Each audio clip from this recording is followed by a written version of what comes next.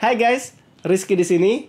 Kalau kalian punya uang 9 juta rupiah dan mau bikin PC yang RGB-nya masih ada tapi tetap elegan, kalian bisa ikutin build PC gue yang kali ini.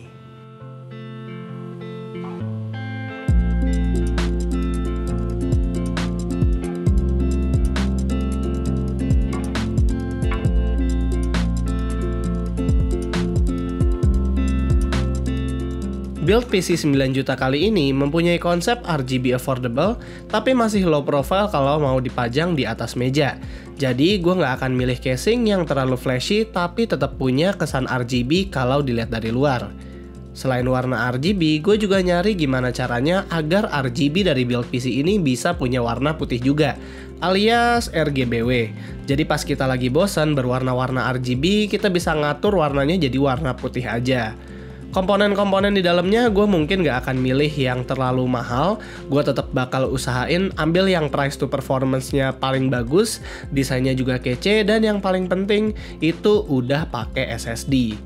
Build yang kali ini sebenarnya punya total 8,8 jutaan. Biasanya orang-orang bakal bikin video ini jadi build PC 8 jutaan, tapi kali ini gua nggak begitu, karena dari SD kita udah diajarin kalau yang udah di atas 8,5 juta itu bakal dibulatkan ke 9 juta.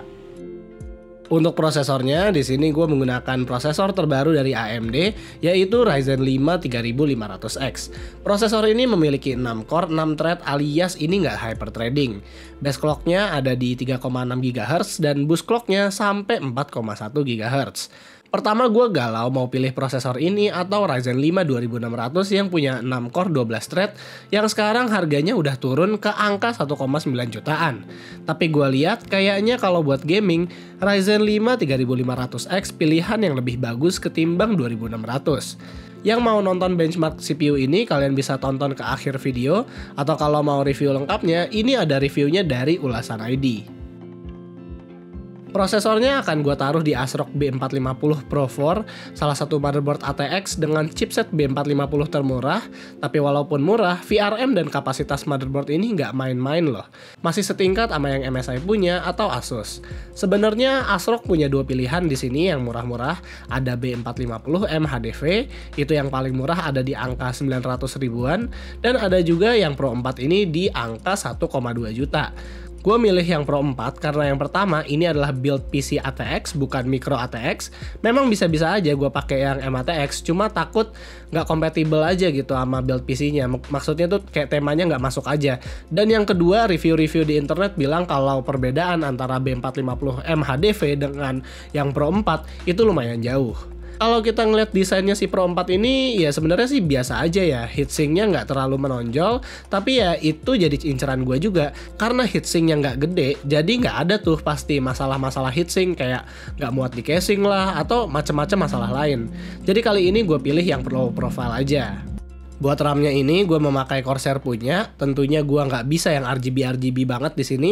Seenggaknya dengan budget segini gue udah bisa beli yang 16GB dual channel dengan bandwidth 2666 agar Ryzen-nya bisa bekerja lebih maksimal lagi. Waktu gue beli RAM ini harganya itu masih 1 jutaan, tapi pas sekarang sayangnya udah naik ke harga 1,3 jutaan. Ya namanya juga Samsung bidai, nggak heran sih kalau misalnya makin mahal. Buat casingnya, gue milih casing yang udah built-in RGB, alias casing ini udah ada fan RGB yang tinggal dicolok ke power supply. Buat ngatur RGB-nya itu ada di atas, di sini fan built-in-nya itu ada 3, 2 fan 20 cm ada di depan yang gede banget, dan 1 fan 12 cm ada di belakang. Buat yang di depan ini gue nggak nyaranin kalian buat ganti fan-nya karena casing ini punya penutup yang memang didesain untuk fan 20 mm. Kalau yang di belakang bebas sih mau diganti atau enggak, tapi sebenarnya ya sayang aja kalau fan udah dikasih yang RGB terus nggak dipakai. Lagian casing ini udah bisa RGB tanpa harus dicolok ke mobo dulu. Dan mereka juga nggak boros fan header karena semua colokan fan-nya ini menjurus ke controller tanpa harus ke motherboard. Sementara untuk casingnya sendiri, ini dimensinya cukup besar, masih ada ruang di bagian atas kalau mau masukin fan atau misalnya pakai all-in-one cooler. Cuma sayangnya di bagian belakang ini kabel manajemennya nggak terlalu rapih atau nggak dikasih jalur. Jadi kita harus pintar-pintar buat ngebenerin jalur kabelnya agar bisa ditutup dengan rapi. Buat power supply-nya, gue di sini memilih Aerocool Lux 550 watt RGB. Memang sih di sini gue ceroboh memilih power supply RGB walaupun RGB-nya nggak bisa kelihatan karena adanya power supply cover. Power supply di sini bukan modular, jadi kabelnya mungkin nggak akan terlalu rapih. Tapi seenggaknya di harga segini dia udah 80 plus bronze, yang berarti sudah lumayan terjamin efisiensinya. Buat SSD-nya, karena gua kepepet budget banget, jadinya gue cuma ngambil yang harganya 300 ribuan alias cuma 120 GB. Tapi seenggaknya udah bisa nyimpen Windows 10 jadi booting nggak terlalu lama.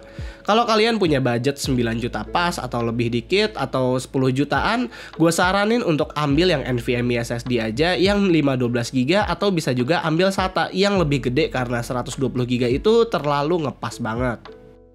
Nah buat VGA-nya gue memakai GTX 1650 Super keluaran iGame. Karena GTX 1650 Super kan itu lumayan worth it di price to performance. Nah kita juga cari yang kisarannya agak-agak murah dan dapetin lah colorful, ternyata boleh juga di harganya. Dengan clock speed yang lumayan tinggi dan TDP sekitar 100 watt, kayaknya ini VGA cocok untuk build PC kali ini. Apalagi VGA-nya udah mempunyai backplate, lampu yang bisa diatur-atur lagi RGB-nya, dan juga cuma memakan 6 power pin aja.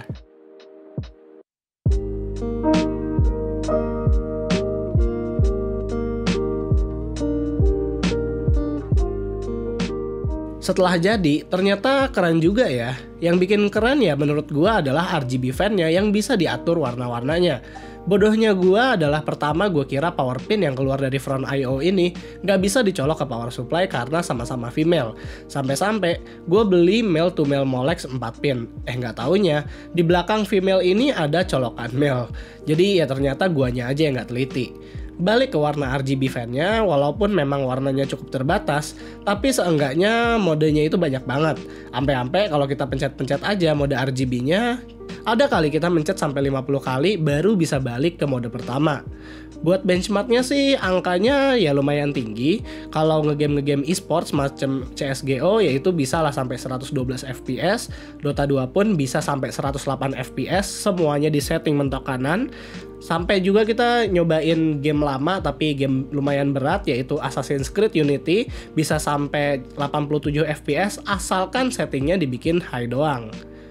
Skor 3D Mark Firestrike-nya juga bisa dibilang cukup tinggi di budget segini. Cuma sayangnya buat skor Cinebench-nya ternyata masih di bawah Ryzen 5 2600. Tapi skor single core-nya masih unggul punya si 3500X. Sayangnya untuk aplikasi-aplikasi yang masih membutuhkan multi-core atau multi-thread, Ryzen 5 3500X masih kalah dengan 2600 yang harganya sekarang udah turun lumayan jauh tapi udah mempunyai 6 core dengan hyperthreading alias punyanya 12 thread. Masuk ke thermal, suhu motherboard, CPU, dan GPU di build ini lumayan kejaga. Firestrike stress test pun bisa lolos, tapi yang paling impresif adalah tingkat kebisingannya yang menurut gua ini lumayan impresif. Di idle aja ini hampir nggak kedengeran. Dan saat full load, suaranya ya paling kedengeran sedikit. Ya lumayan oke kok buat PC di budget segini.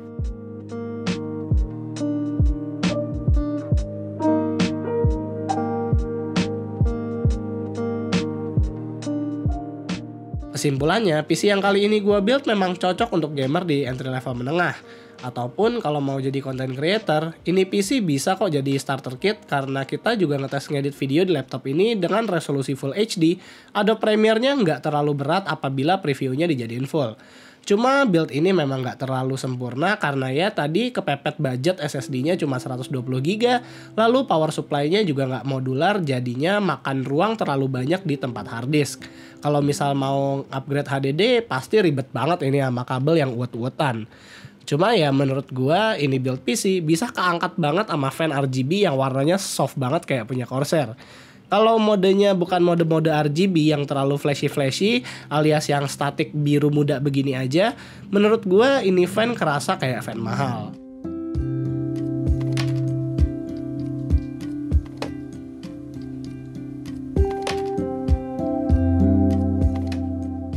Dan jadi itulah build PC kita di harga 9 jutaan. Semoga bisa menginspirasi kalian yang mau bikin PC di kisaran harga 9 sampai 10 juta. Dan yang terakhir kayaknya sih gue mau nge-giveaway casing dan power supply dari PC ini. Tapi kalau mau dibikin giveaway biasa kayaknya boring ya. Kemarin tuh kita ngeliat ada yang posting di FB, dia itu punya power supply dan casingnya itu masih jadul, tapi komponennya sebenarnya ya nggak terlalu jadul-jadul banget. Dan kita kayaknya mau bikin konten nge-upgrade PC orang. Ya namanya masih working on the title lah. Kalau kalian suka dengan video ini, jangan lupa untuk like, share, dan subscribe. Dan yang terakhir, gua Rizky, always have a nice day.